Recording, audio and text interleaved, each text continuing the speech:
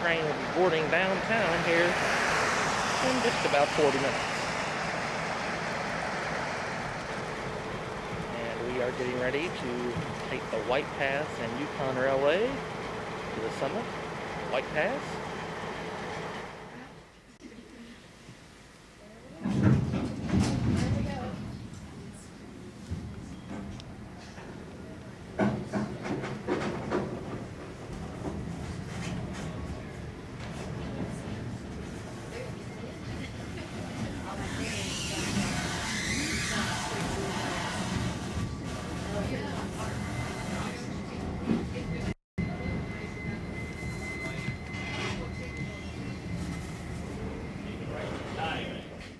In addition, we do have film, as well as blank videotape and disposable cameras on board. We don't want you to miss 1 second of your journey on the White Pass. So again, if you have need of any of those items, just track down Robin and she'd be happy to get them for you. For your convenience today, there are restrooms, as well as water coolers and waste baskets in each of our parlor cars. So please use those at your convenience today, although we do ask that our passengers remain in their seats as much as possible on today's journey. And passengers are not allowed to ride outside on the platforms. In addition, this is a non-smoking train, and we ask for your cooperation in that through the heart of our main shopping district.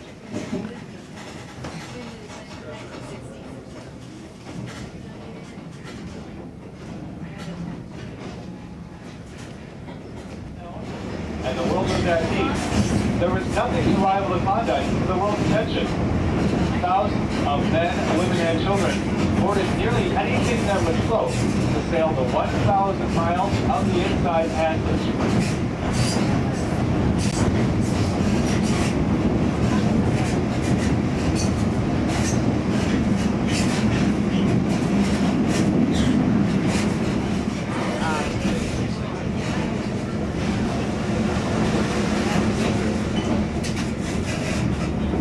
Steep road here. Yeah, we're right up. Oh boy.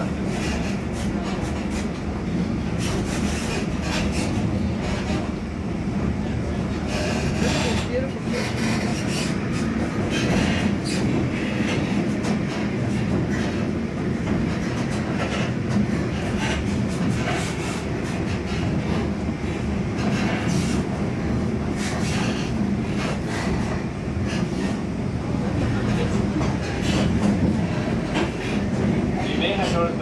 That follows along the railroad track.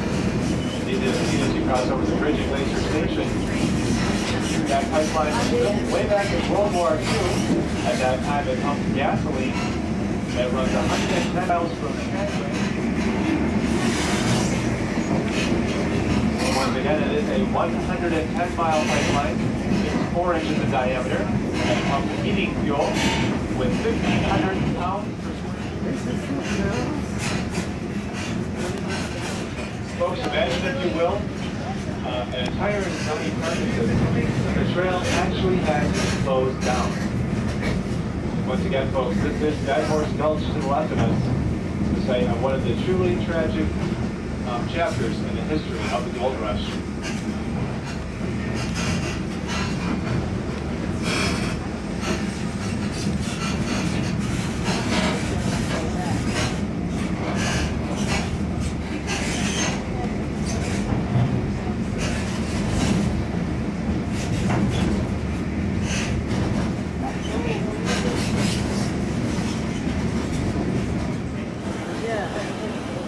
They are so cute underwater. Now heading back down. Yeah, Leaving a brief stop in Canada. And they just go so fast. Oh, I mean, I don't know. I didn't see one catch one. Look at, they're burning those railroad ties.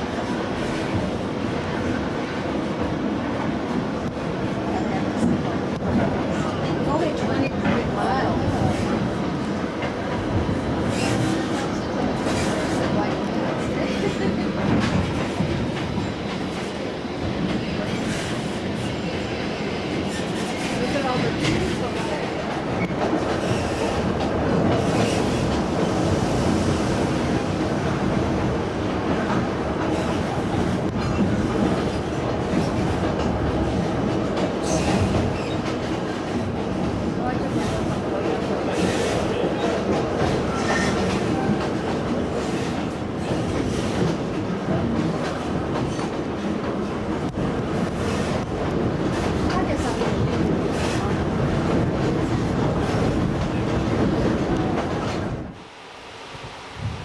now left the White Pass and Yukon Railway and are now on the state highway that leads to Whitehorse that you saw in many places during our railroad trip here just a few minutes ago.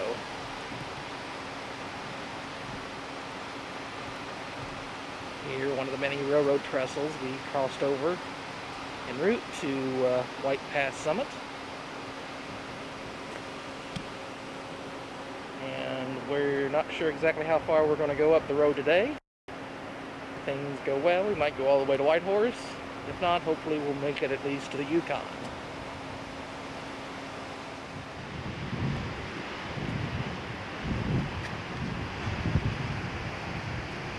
Only a few minutes since our last stop. This is a waterfall we did not get a very good view of from the train, being as passed directly underneath it.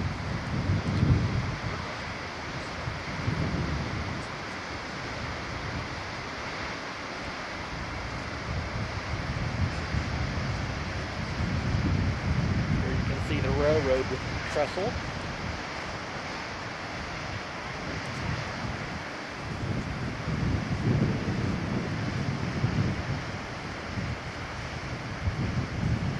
Waterfall so long I can't even get it all in the viewfinder here of the camera.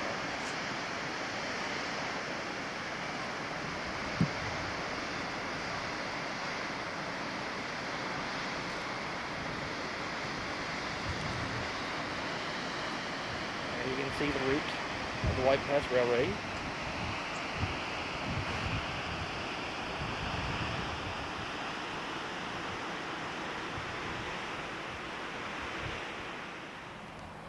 And continuing on our way up the Shilkoot Mountains, just outside of Skagway, on our way to Canada.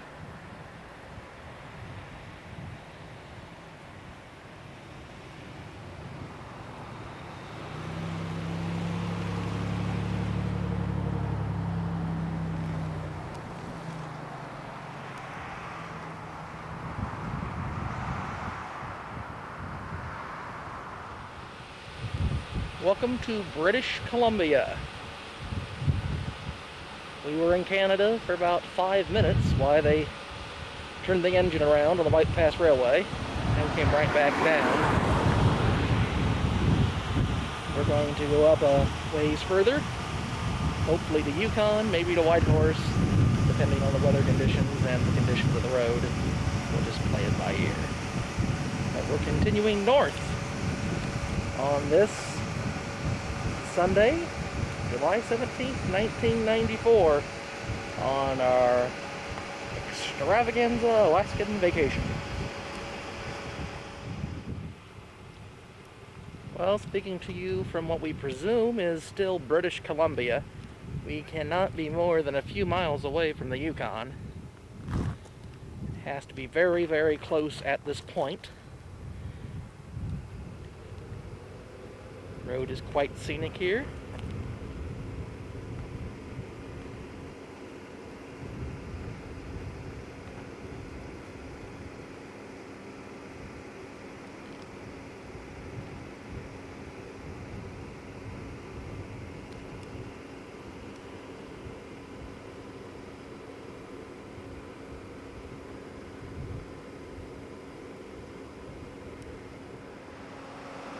There you go, folks. Welcome to the Yukon.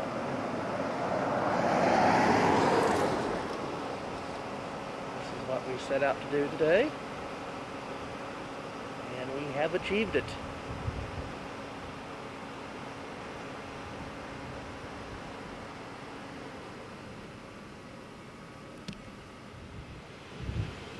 There you have it, folks. That is looking back on the U.S.-Canadian border.